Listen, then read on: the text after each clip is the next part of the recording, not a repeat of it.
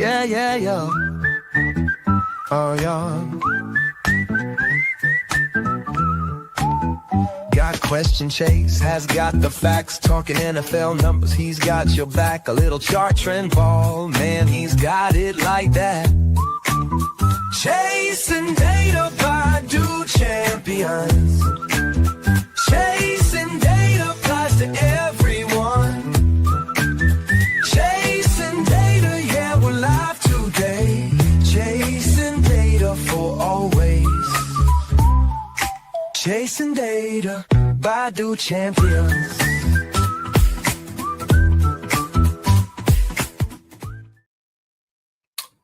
What's up, everybody, and welcome to another episode of Chasing Data. I am Chase, your host of the show. We are into another week of our off-season breakdowns. We are halfway through these reverse power rankings that are being updated every week, and we're halfway home. We're halfway through this, and we're going to do one by one each week until we get to number one. So if you haven't seen any of the other shows, what we do here is we go through each team, whichever team I'm doing that week, and we go through their additions, their subtractions, their strengths, their weaknesses, look at their draft, basically analyze their draft. Did they really hit the positions of need? What do they still need? Do they still have cap room for this team? Can they still make any acquisitions in free agency? What's the outlook for 2025? Is this a boom or bust year? What else could be done to this roster to improve it? And what's just the general overview of the upcoming season? I really enjoy any feedback I get from the show. Chime in, let me know your thoughts, and we can discuss whatever's going on. So each week before I get started, what I like to do is just do a little pregame warm-up where we go in and talk about whatever the topics that have happened in that week since last week's episode. And we have a few, but we actually have a new one that hit right before we got started tonight. And that's Brock Purdy getting that huge extension. So he got paid. They were talking about what they were going to give him, what the numbers were going to look like. I didn't know it was going to be this high, honestly. He ends up getting a 5-year, $265 million contract, $181 million guaranteed with $165 million in the first 3 years. Short and sweet, I do believe he is worth the money. That $53 million per year average is tied with Tua and Jared Goff, who are 6th and 7th highest paid. So he's right there with them, 6, 7, 8. That's not bad whenever you look at the contracts. They go up each year for the quarterback position. And that 181 guaranteed ranks 8th amongst quarterbacks right now. So you add that to the fact that it was the largest total contract signed ever by a player drafted in the 7th round. The previous high was the guard that the Vikings took this year in free agency and gave him $87 million. So $87 million up to $265. 7th round, Mr. Irrelevant gets paid. So, they had to lock him in forever for the foreseeable future. He is... I know some people argue he's a system quarterback, but he's the perfect system quarterback if you want to use that argument for Kyle Shanahan in that offense. In his 3 seasons, he has over 9,500 pass yards, 64 touchdowns, 4 playoff wins, an NFC championship, and a Pro Bowl. So, again, this is all reasons why he's worth the money. Outside of that, his first year, he goes 13-4, NFC championship loss. Second season, 12-5, NFC championship win. Third season, he's 3rd in yards per attempt, 4th in success rate, and 5th in EPA per attempt. That's despite the fact that he had the 2nd most injured offense and 57 total snaps between he, Christian McCaffrey, Brandon Ayuk, Debo, and Kittle all being on the field together. So he played with a bunch of backups, I should say. Juwan Jennings is also great, or he's being made great by Brock Purdy in the system. But, he hasn't had his top weaponry in 2024, and he was still able to excel and put up outstanding numbers over the last year. So well worth all the money that he got. You just add to it 9 yards per pass attempt, which was first. This is as a starter. This is since 2022. 6.1 pass touchdown percentage. That's second. 106 passer rating, best. 4 postseason wins, tied for third. I mean, you could just go all day, every day. I mean, go on and figure out reasons why he was worth the money that he got. Definitely got it. And worth it. So, first on this list is the schedule release. I'm sure we're all aware of the schedule that has been released about a week. Was it the 14th it was released? That was this week.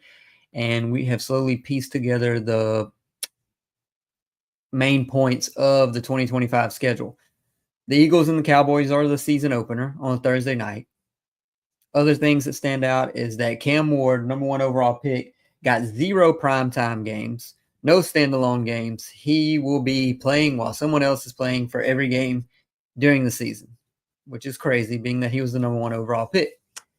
Eagles and Chiefs rematch, Super Bowl rematch in week 2. This is at Kansas City. The most primetime games out of everybody. Kansas City has 7.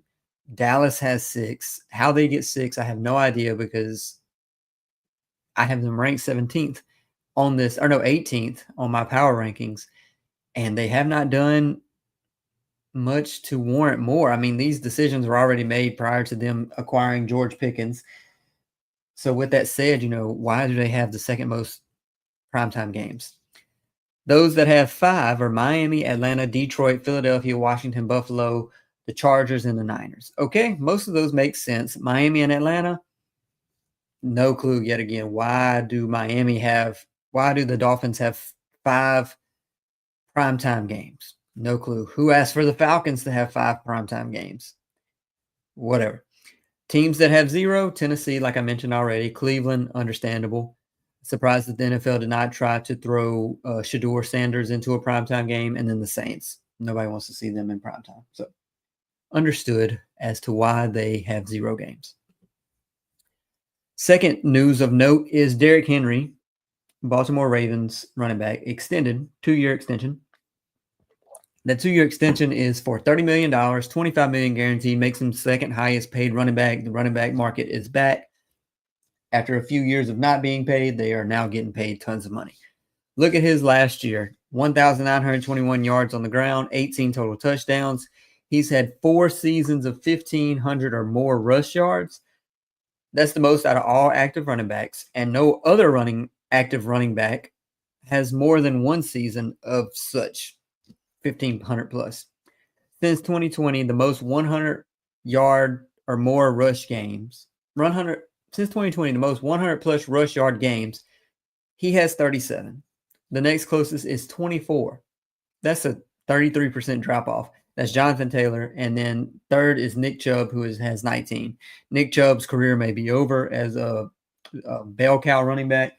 So, as a Ravens fan, Derrick Henry is worth every penny. You add that to the fact that he had the most yards per carry last year at 5.9.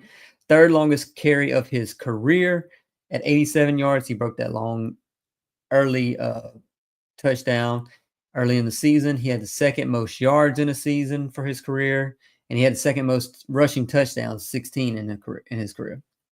So, Buffalo Bills Podcast Network. I always want to hit on what the Bills are doing.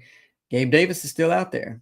He signed that 3-year, $39 million contract with the Jaguars. They released him. He did not succeed the way they thought he would. He signed basically the same contract as Saquon Barkley, 2 totally different paths on what they did in 2024. Gabe Davis only played 10 games, 20 receptions, 239 yards, 2 touchdowns. But if you look back at his numbers of what he did in Buffalo, it was much better. Buffalo seems to be all in for a Super Bowl, so why not bring him back? Still got a little bit of cap space. Make something work. But enough about all that. Let's get into what we're here for. We have now made it through 17 teams. Here's the 17 teams that we've gone through so far. You can see covered up behind my live icon. The Titans are 32, Browns 31, Saints 30, 29 are the Patriots, 28 Giants, 27 Jags, 26 Raiders, 25 Jets, 24 Panthers, 23 Colts, 22 Steelers, 21 Falcons, 20 Seahawks, 19 Dolphins, 18 Cowboys, 17 Cardinals. So from here on out, we will do one team per episode, go into a little bit more detail each week. We have been doing 2 or 3 teams each week, hitting the high points of each of these rosters. But now we're going to get into the real nitty gritty of these teams.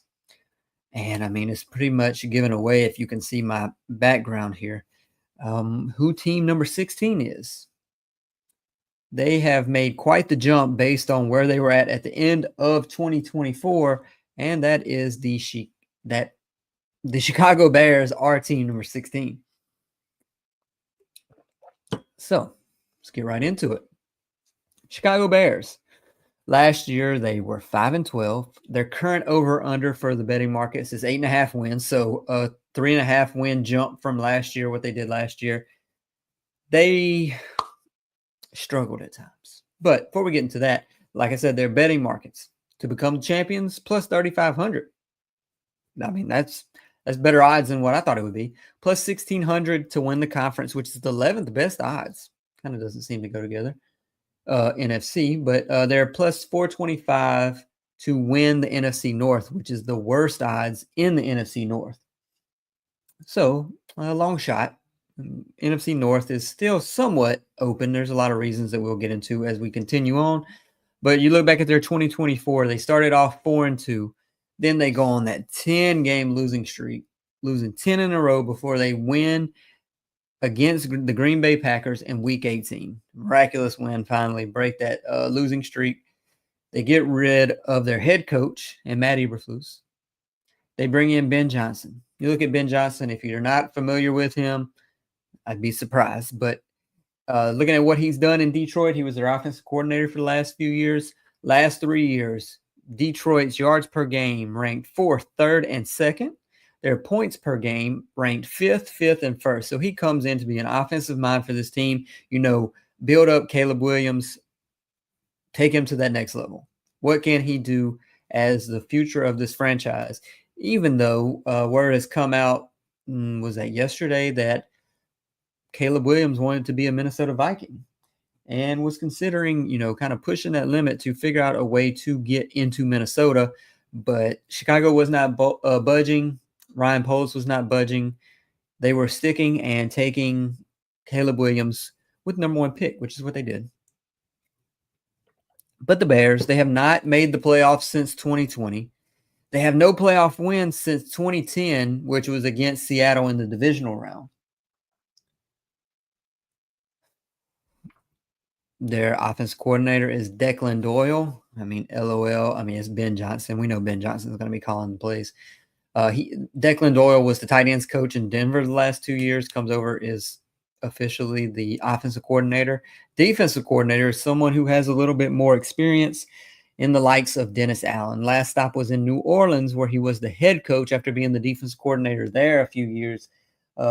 He did a lot better when he was the defensive coordinator in New Orleans. He ranked in yards per game 4th, 7th, and 5th. And then he once, head coach over the last 2 years, 13th and 30th in yards per game allowed. He runs a 4-3 scheme, a lot of cover 2 plays you'll see. Same thing Eberflus ran with that 4-3. I mean, the Bears defense only had two defensive linemen generate more than 5 sacks in the same season only once in the past 3 years. So they stick with that 4-3. They really hit the draft free agency on that front 4 to try to bolster what is somewhat of a weak spot for this team. But we'll get more into that as we go. So looking at some of their statistics for 2024, on the offensive side of the ball, they were 28th in points per game, just 18.2 points per game. Terrible. 283 yards per game, which was dead last. 4.5 yards per play, dead last. Next to last in third down conversion percentage, less than 33%. That means they were only getting a first down on third downs, 1 out of every 3 third downs. Not ideal, to say the least. Red zone scoring was actually good. They were 7th in red zone scoring percentage. That's a touchdown. On almost 2 out of every 3 possessions in the red zone, they scored a touchdown. The problem was they never got there. Never got there to be able to score. So when you look at the running side of the ball with this team, The rush was not ideal. They ran for 4 yards per carry, ranked 26th, 102 yards per game on the ground, 24th, not much better. But they didn't run the ball much either. They were 25th in run percentage, just 40% of their plays, almost 60% in pass, which was 8th. Completion percentage was 27th. I mean, just not a good year all around on the offense. The defense was equally as bad. 6.3 yards per pass, which was 29th, and the QB sack rate was the highest at almost 11%. We'll get more into that as we go, but just not ideal if you're a Chicago Bears fan watching the offense. Defense not much better. They did only allow 22 points per game, which was average for the league, but they did give up 354 yards per game, which was 5th worst. A lot of that has to do with how bad the offense was. The offense would put them in not ideal situations, would force them to make stops that they could not make. Moving on, the yards per rush, they were 5th worst, giving up 4.8 yards per rush on the ground, 5th most yards allowed per game on the ground, and 3rd worst yards per pass allowed at 7.9 yards per attempt. Had a few highlights in there, but a lot of lowlights when you look at this team. So let's bring up their depth chart and look at their additions. So let's go do free agency first. And we'll start with the offensive line. The orange players are free agency players that they brought in. The pinkish purple names are the draft players that they brought in.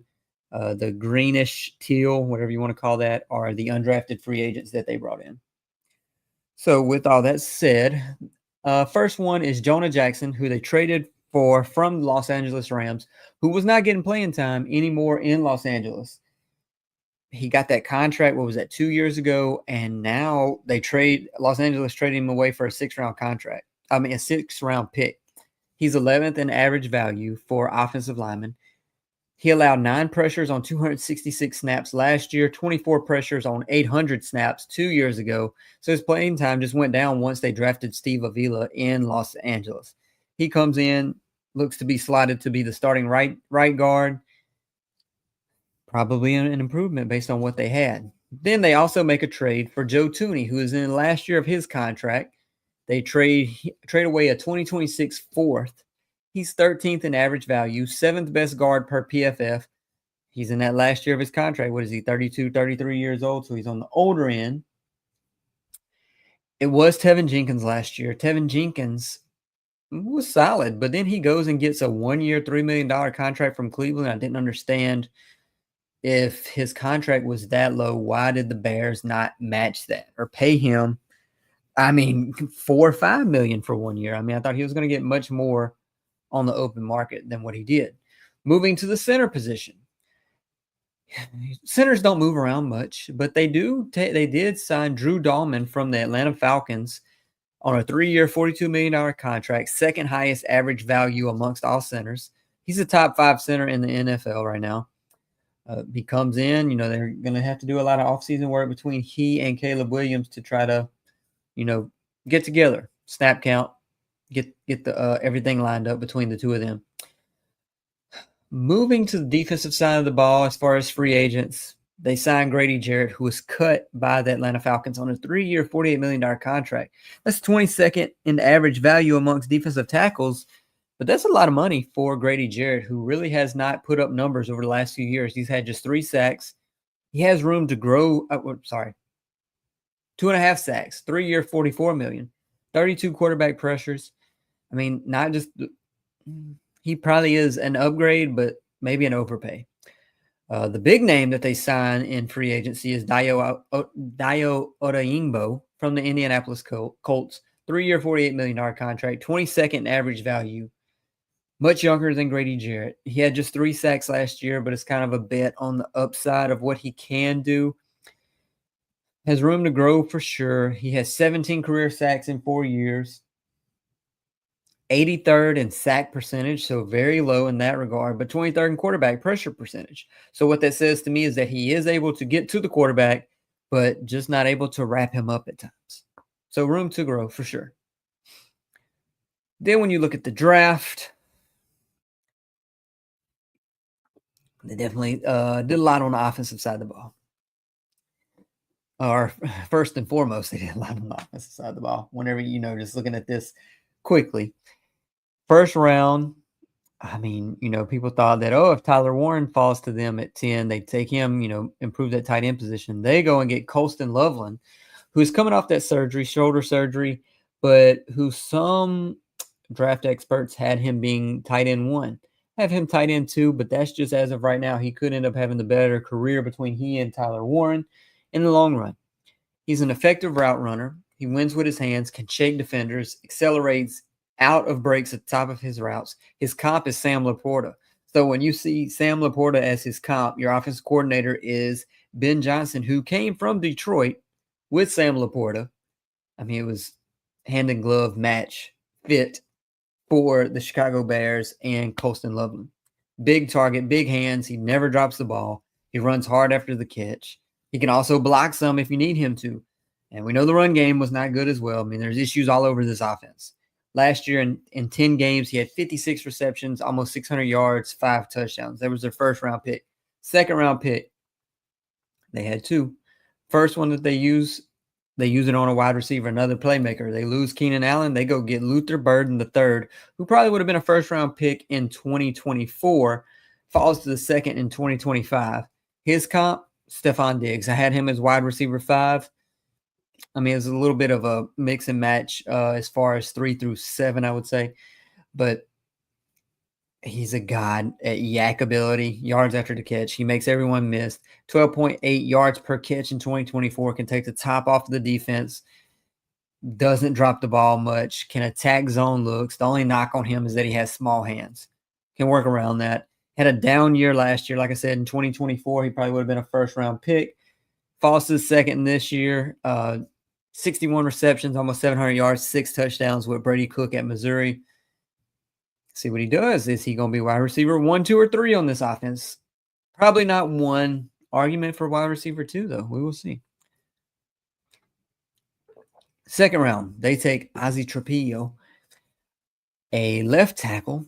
Second round, ideal height and length for the NFL. Strong initial first step to get his body going where it needs to go. His eyes are always searching for something or someone to block. He has patient hands and pass protection, good leg drive to displace, combo blocks.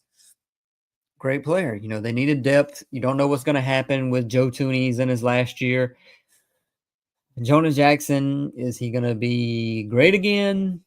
I don't know. We shall see. That was their second round pick. They used another second round pick. They make a few trades. They get back into the second round. Shamar Turner, defensive lineman, high motor player, fast, active hands, good instincts for where the ball is going. 6'4", 300 pounds, could come in and contribute on this defensive line. Because like I said, last year, they did not. That was one of their weaknesses, is being able to get to the quarterback. Going over the rest of their picks, in the fourth round, they take another linebacker. I have their pictures here. I probably should have brought them up while we were discussing these.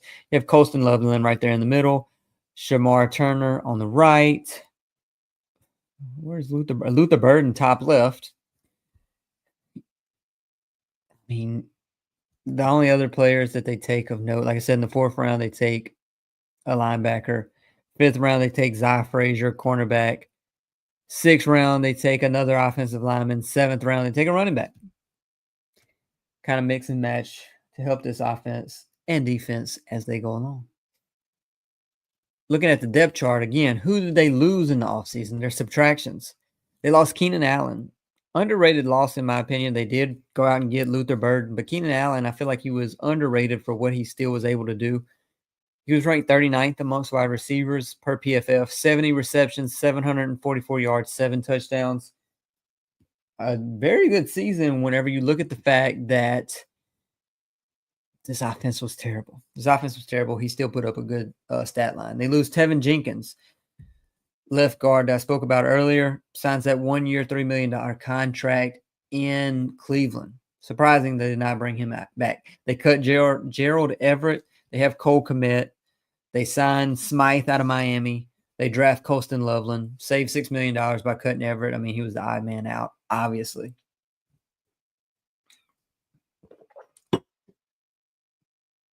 And before we get into the strengths, we'll have a quick word from our sponsors.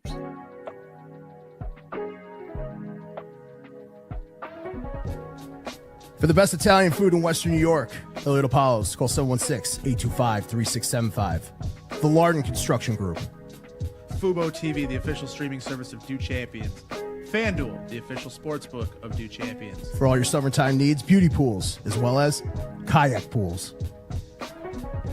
CX Chronicles, your total customer solutions focused manager. W.GG, the official energy drink of Do Champions. Hey, Sons of Erie, our artwork looks better on your walls. Hamburg Brewing, please visit our tap room on Boston State Road, Hamburg, New York. And finally, Fat Boy Surf Club for all your surfing needs.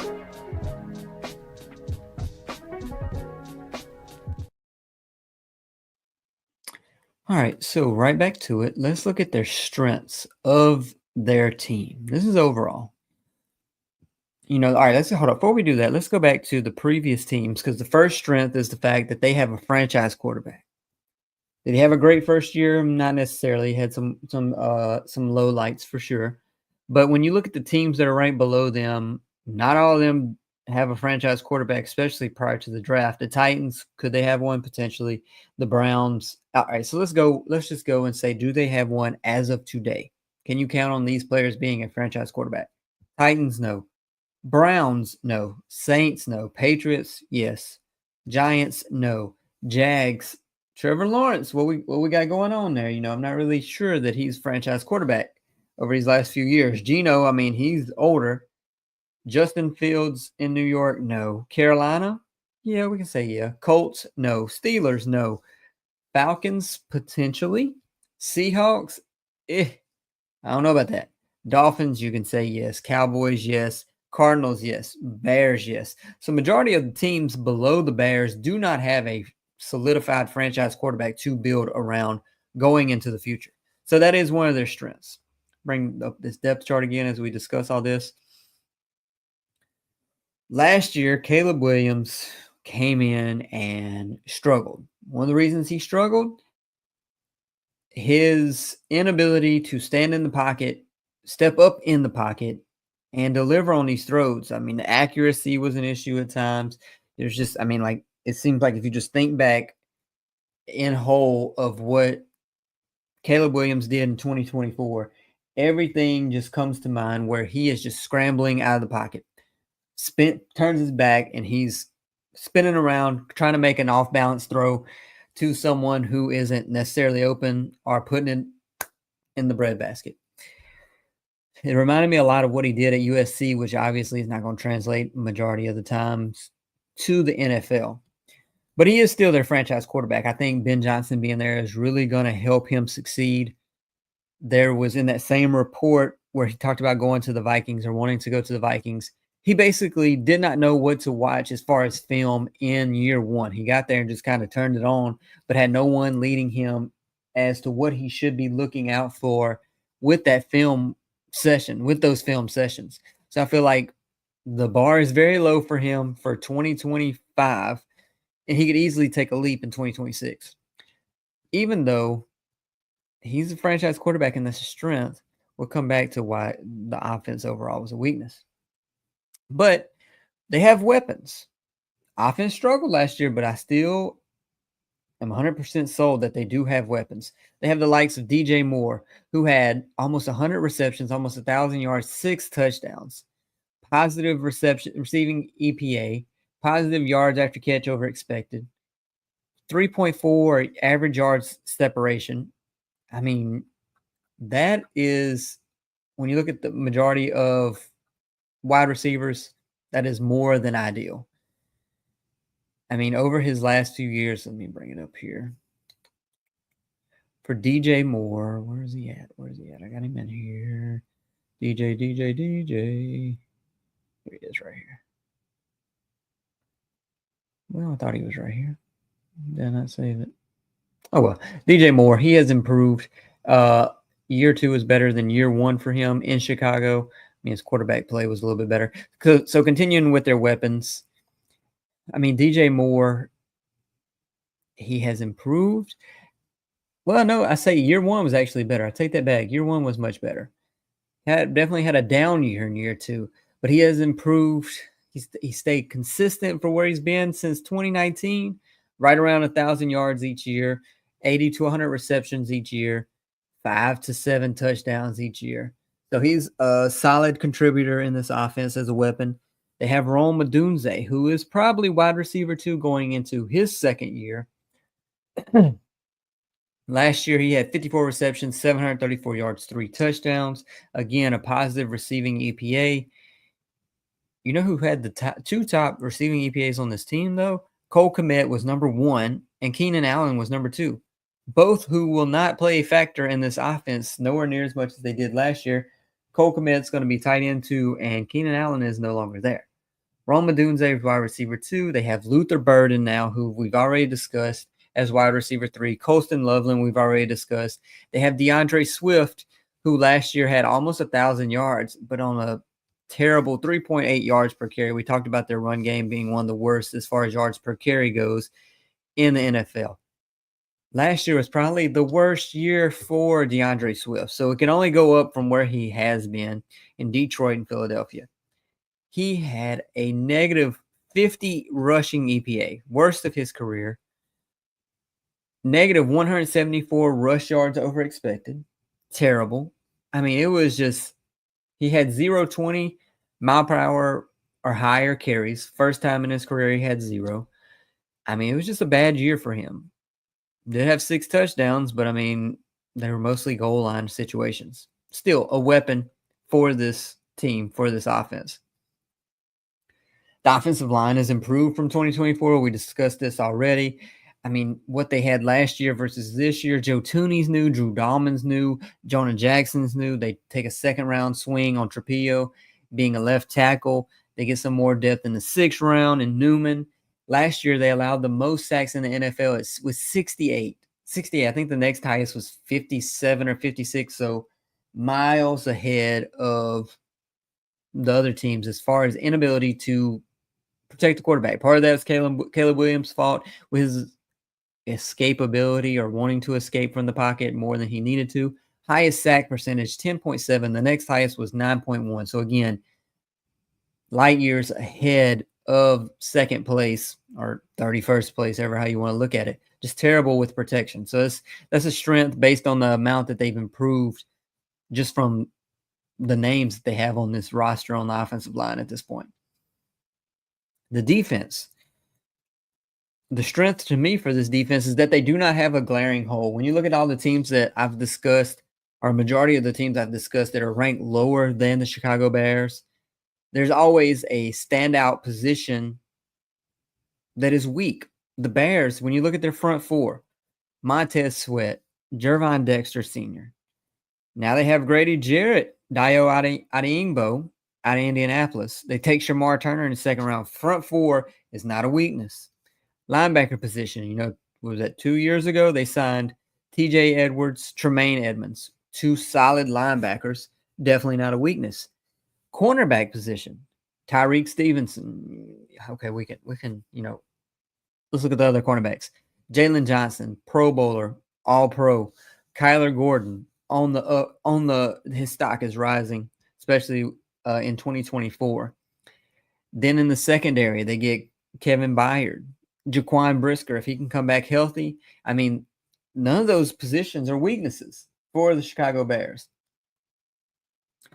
When you look, they were 16th in sacks. So, I mean, like I said, that was probably their weakness last year. I mean, I don't really look into a lot of what they did in a lot of these games because I feel like a lot of the players were checked out, especially by the midseason point. They were put in a lot of terrible situations with the offense being as bad as it was. And I chalk that up to just write that year off, write 2024 off, because 2023, they were much better on defense and not much change. They were 9th in sack percentage last year. I mean, it's just, again, they were 9th in sack percentage, but they still need to get more names in there to improve that defensive line. Not a weakness, but not an overall strength. I mean, look, last year, their 2 top sack getters were Montez Sweat with 5.5, Jervon Dexter with 5. I mean, that is not ideal when your 2 top players have 9.5 combined sacks. Third highest was a linebacker, TJ Edwards, with 4. I mean, this is just not great, but not terrible. When you look at the advanced analytics compared to just topical level numbers, the defense wasn't as bad. They were 14th in EPA per play, 9th versus the pass as far as EPA per pass, and 21st in EPA per rush. So the run defense was a little bit worse than the pass defense. I mean, you look at this back 7, it is much better than probably the front 4 goes. But they brought in some new names, like I've said time and again. Another strength is the fact that they have a coach who has proven himself in Ben Johnson. They don't have Matt Eberflus. They still have Ryan Poles, but we can disregard that for now. Matt Eberflus is out. I feel like it's a new vibe in Chicago. A little bit of an uptick as far as what's going to be going on in 2025. So when you look at some of these players, we start with the defensive side of the ball. TJ Edwards, I mean, last year, like I say, he had 4 sacks, a 93 passer rating allowed as a linebacker. I mean, he's in coverage some. He lines up mostly as linebacker. 800 of his snaps linebacker position, 100 as an edge alignment. I mean, that's where he gets some of his sacks. Well, actually, he had 0 sacks when he was lined up as an edge player, 3 in the linebacker position. So I guess that's on the blitz probably. Last year, he had 129 tackles, which is right about where he's been last few years, career high in sacks. Looking at Tremaine Edmonds, over 1,000 snaps, healthy last year, had just 1 sack, but he's not in there to rush the passer. I mean, 900 of his 1,000 snaps were at the linebacker position. They don't move him around as much as TJ Edwards. Another solid year for him. He had, 110 tackles, which he's had right around 110, 120 all 7 years in the NFL. Moving on to secondary with Kyler Gordon. Kyler Gordon last year, I mean, he had much more play time. No interceptions for the first time, but I mean, he did improve. He lines up. Most of his snaps were in the slot. Looking at Tyreek Stevenson, allowed just an 80 passer rating, which was better in his second year versus his first year. He's had 6 interceptions over the last 2 years, almost 800 snaps. Most of his snaps, cornerback position, almost 800. He doesn't really move. They don't really move him around much at all. Looking at Jalen Johnson, their CB1. I mean, last year, 2023, he allowed a 48 passer rating, which is otherworldly. 4 interceptions 2 years ago, 2 last year. Played almost 1,000 snaps last year. Allowed just 32 receptions, 450 yards against everybody's wide receiver 1. He matches up with them and follows them around, and that's what he does. And that is his go-to. It's just being number 1. Looking at that, well, let's look at Jaquan Brisker first. Last year he only played 5. Well, he had a concussion last year, was out most of the season. Played just 5 games. So we're hoping that he comes back because he's definitely an all-pro caliber player for Chicago in the secondary. He's that free safety for them. And then when you look at the front 4 in Jervon Dexter, definitely a career year out of his first 2 years. Had 5 sacks, 37 stops. Stops are tackles that are made at or within 1 yard of the line of scrimmage. So definitely great there. 9.2 quarterback pressure percentage. Ideal for sure. Mostly lines up at defensive tackle position. And then we'll finish this off with Montez Sweat. Pretty much a down year from where he was when he got traded 2 years ago from the Commanders. In 2023, he had 12.5 sacks. He came in and had 8 sacks with the Chicago Bears. Last year, he had just 5.5 in 16 games. So definitely a down year. Hoping he can bounce back from where he was to get back to where he was in 2023. He is edge 1 probably on this team, but Adeyingbo could challenge that for him. We look at the offensive side of the ball, Caleb Williams versus the blitz last year. he had he was just terrible all around, honestly, as far as the EPA goes. Negative 37 EPA versus the blitz, negative 32 EPA when no blitz, so minimally better. 8 touchdowns, 3 interceptions versus the blitz, 12 touchdowns, 3 interceptions when they don't blitz. They blitzed roughly 1/3 of the time.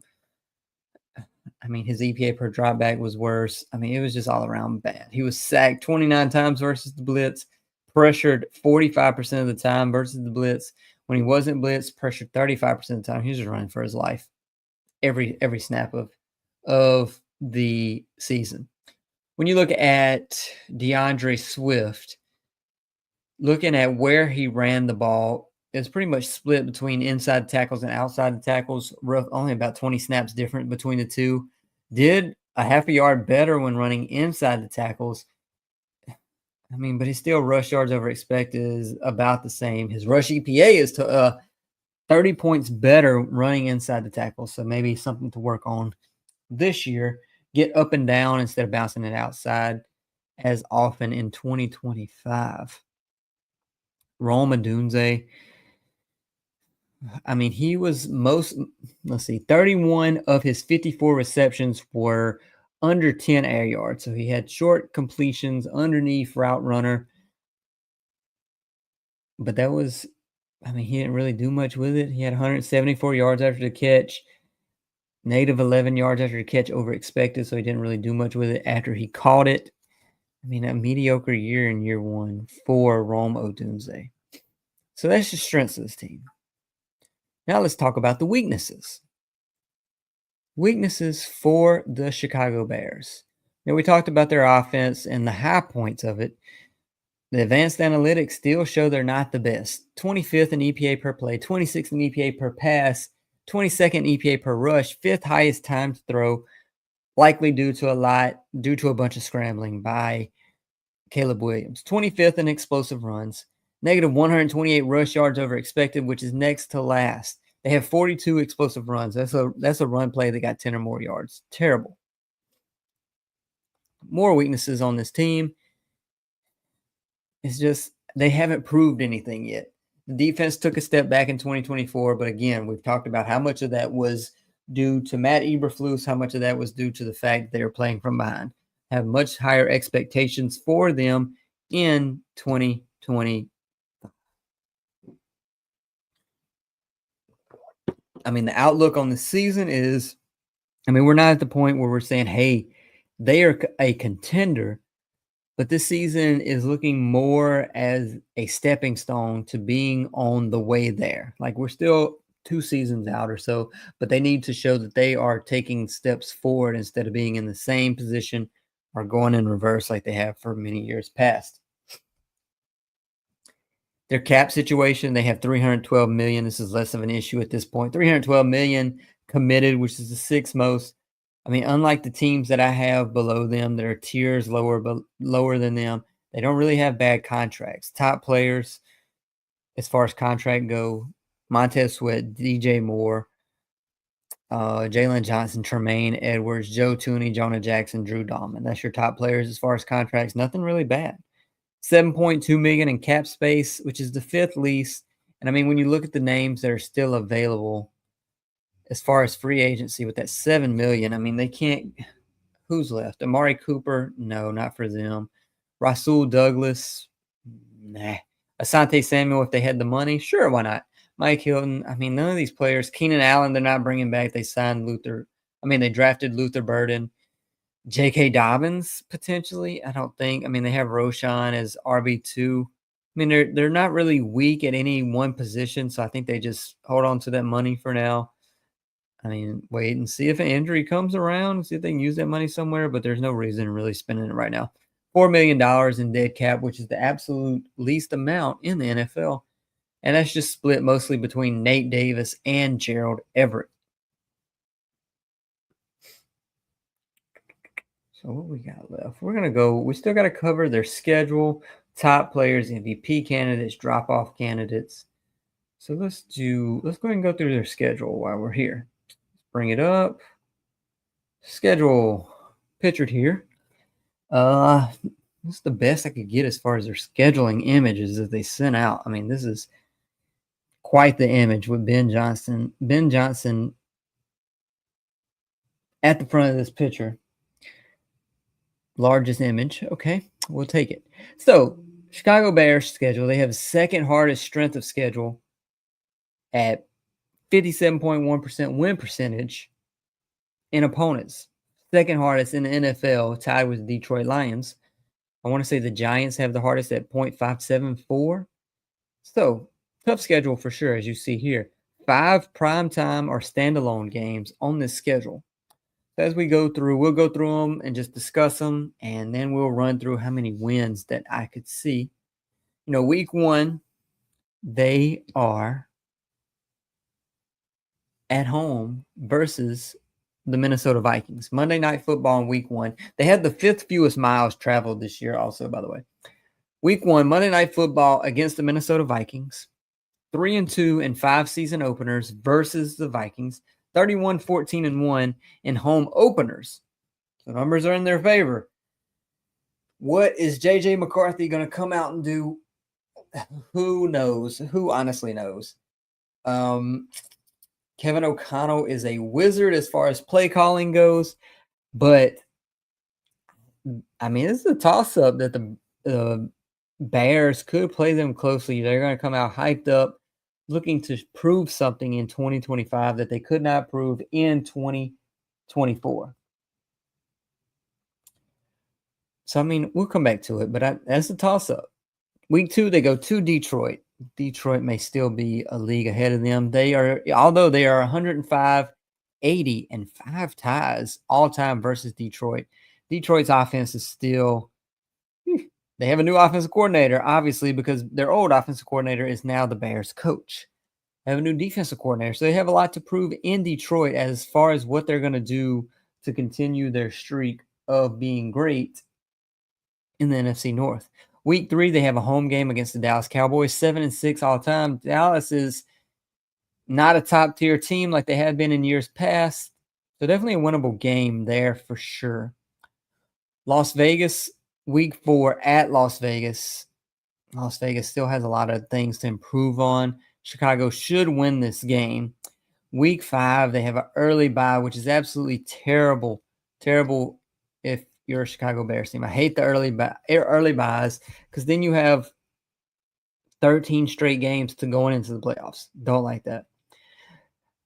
They lost last year coming off of a bye. That was the game where Noah Brown caught the game-winning touchdown on the Hail Mary versus the Commanders. They were 4-2, and then they have the bye, and then they lose, and they have the 10-game losing streak. This is the earliest bye week that they've had since 2018 when it was Week 5 then as well. Week 6, another Monday Night Football game. They come off the bye and play the Washington Commanders yet again. Week 7, they play New Orleans at home. They should win that game. New Orleans doesn't have a quarterback. They have Tyler Shuck as QB1 probably, quarterback of the future. Week 8 is at Baltimore. Baltimore is in a league above them. It's going to be tough to win that one. Week 9, I mean, if the offense is clicking at this point, could this be a shootout? For sure. We know defense in Cincinnati is non-existent. Could see a 35-38 final score in that one. The Giants in Week 10 at home, they should win that one. A lot of holes on that offense still. Improved, but still not there, especially in the quarterback room as of right now. Week 11, they play Minnesota again at Minnesota. In the second half of the season, the Bears will face 5 playoff teams. Not ideal if you're a Chicago Bears fan. Week 12, they have Pittsburgh at home. They're 12-1 all time versus the Steelers at home. So a winnable game, especially if they don't get a quarterback. I mean, I don't think Will Howard is the answer. Mason Rudolph obviously is not. And I'm not sure Aaron Rodgers is showing up in Pittsburgh. He has done crazier things, so to be determined. Week 13, they play the Philadelphia Eagles. This is on Black Friday. It's going to be a tough game to win. We know the Philadelphia Eagles is a better team on paper than the Chicago Bears. Week 14, they go to Green Bay. Going to be a tough one. This is where the division starts to get, the picture becomes a little muddled as far as who's going to end up where 1 through 4. I mean, I feel like this division is much closer than what many people think. The Bears are ranked 4th, obviously, but they're not way behind as some other 4th place divisional teams. Week 15, they have Cleveland at home. Again, a very winnable game, especially no quarterback there in Cleveland and a lot of issues. Week 16, so 2 weeks after they go to Green Bay, they have Green Bay at home on a Saturday. Should hopefully split that season series with them if they want any chance at the wild card or the division. Week 17, they play the high money player quarterback in Brock Purdy. Sunday Night Football in San Francisco. And week 18, this may be a game to try to get into the playoffs or the division at this point. They have Detroit at home, which is helpful. Going to be cold.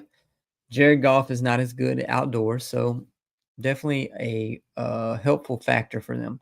So when we go back through their schedule, we're just going to run through it real quickly. Minnesota, let's say they split the season series because they have J.J. McCarthy. They lose both games against Detroit. They could win against Dallas. They should win against Las Vegas. Washington, tough win. Probably a loss. Should win against the Saints. Probably not going to beat Baltimore or Cincinnati. But they could and should beat the Giants. We said they'd split against Minnesota. Should beat the Steelers as currently constructed.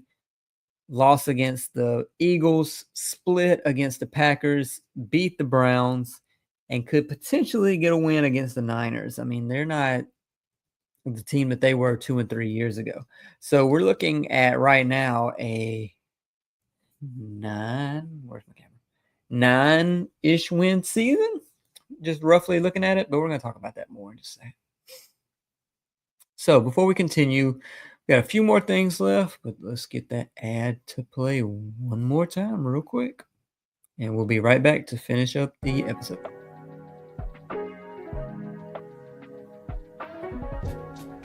For the best Italian food in Western New York, Elliot Apollo's, call 716-825-3675. The Lardon Construction Group. Fubo TV, the official streaming service of Do Champions. FanDuel, the official sportsbook of Do Champions. For all your summertime needs, beauty pools, as well as kayak pools. CX Chronicles, your total customer solutions focused manager. W.GG, the official energy drink of Do Champions. Hey, Sons of Erie, our artwork looks better on your walls. Hamburg Brewing, please visit our tap room on Boston State Road, Hamburg, New York. And finally, Fat Boy Surf Club for all your surfing needs.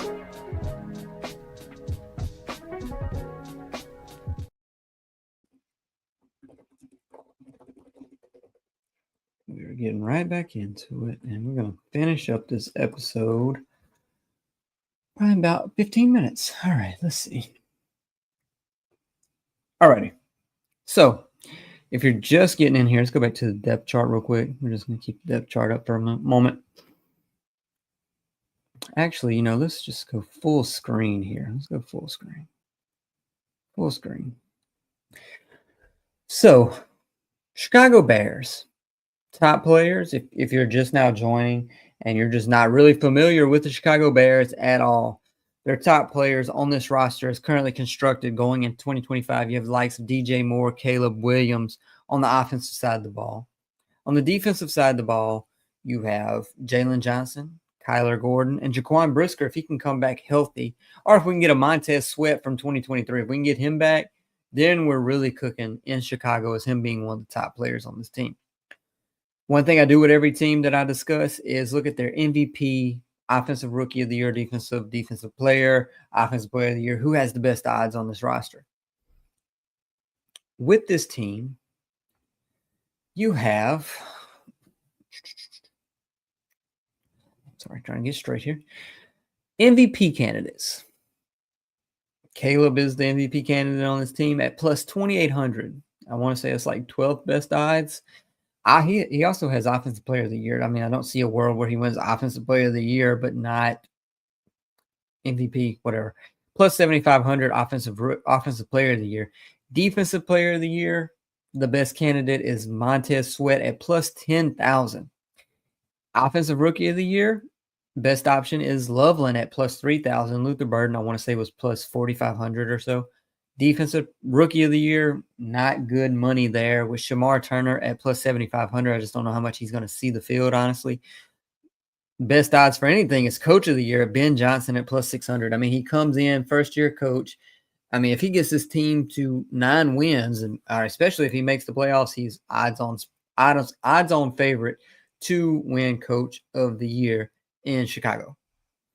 Most improved player, I mean, easily is Caleb Williams. He did throw for 3,500 yards last year, but he could easily be the most improved player in 2025 for this team. If it's not Caleb Williams, the other candidate that I see is Rome Odunze. He led the NFL with 37 passes that were over or underthrown, so per his stat line, he could improve a lot. He did have 10 games with 3 or fewer receptions.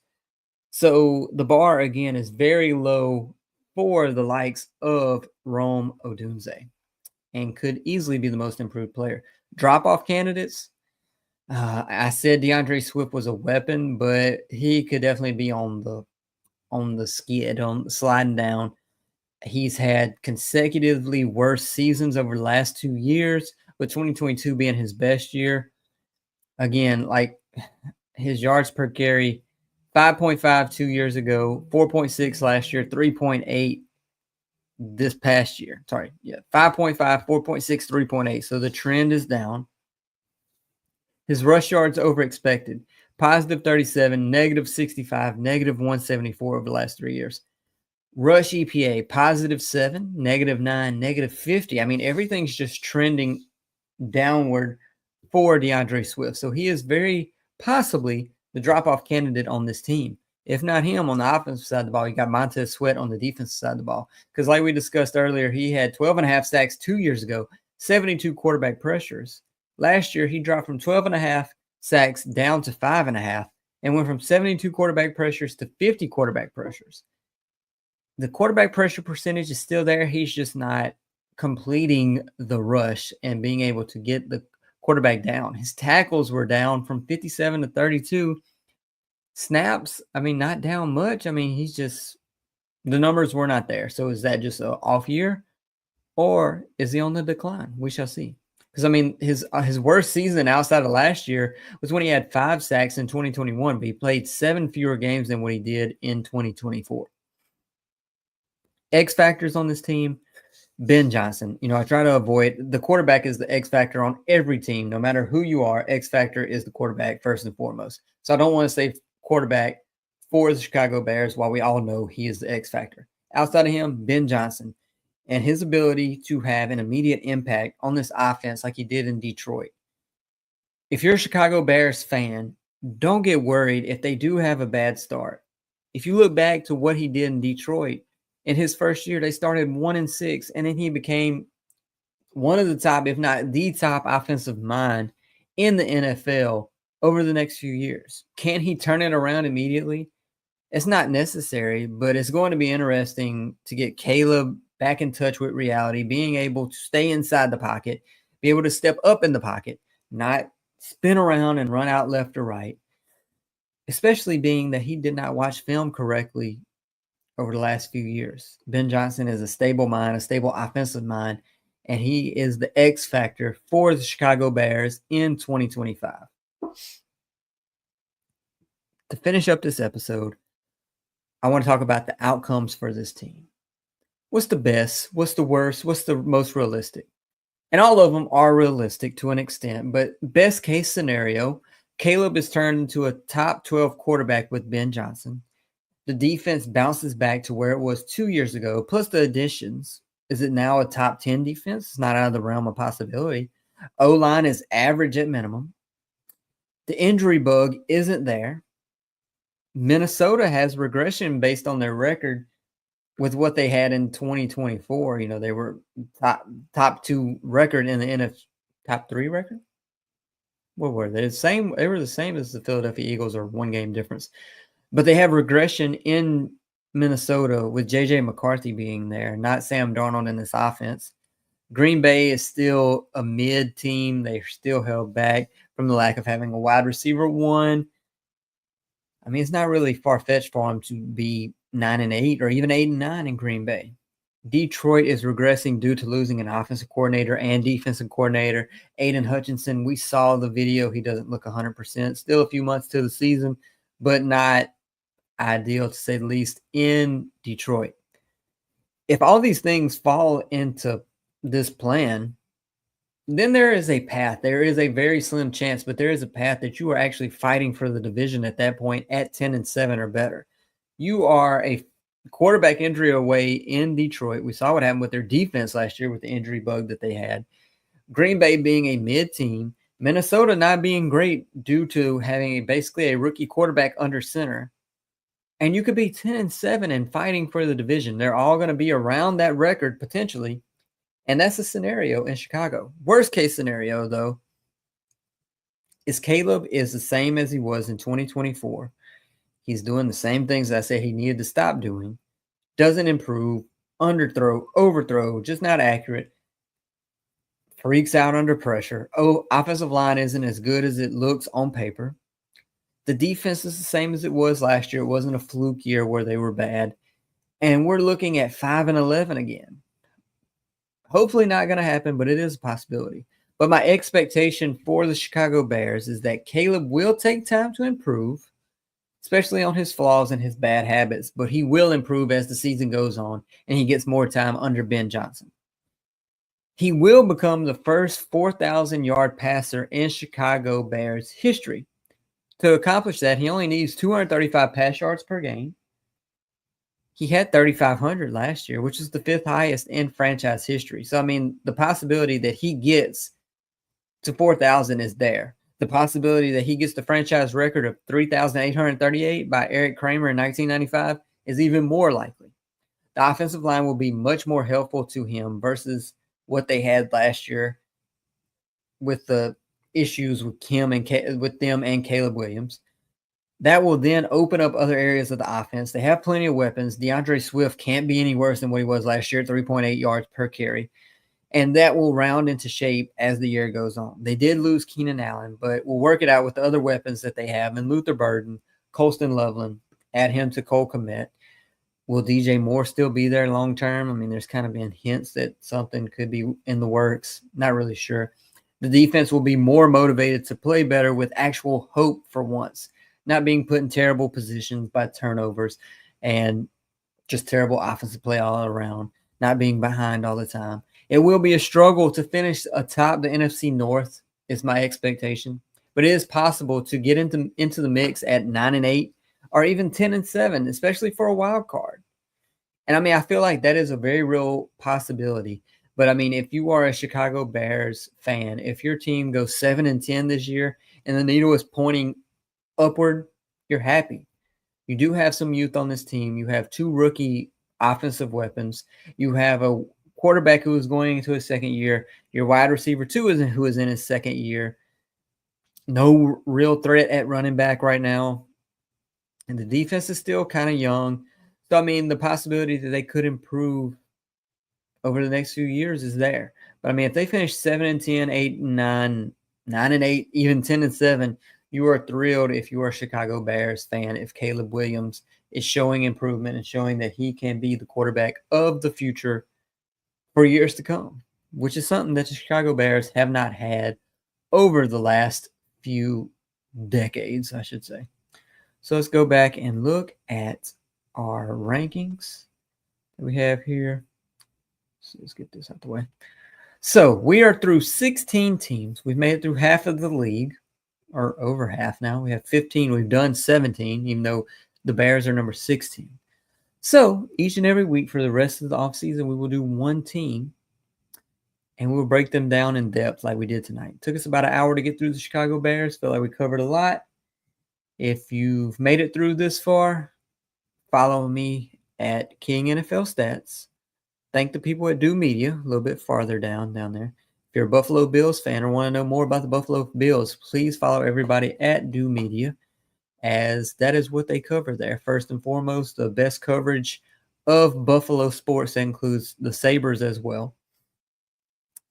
We will be doing this weekly. Like I said, follow me on every social media, King NFL Stats, X, Instagram, TikTok, And until then, catch you next week where we do team number 15. Thanks.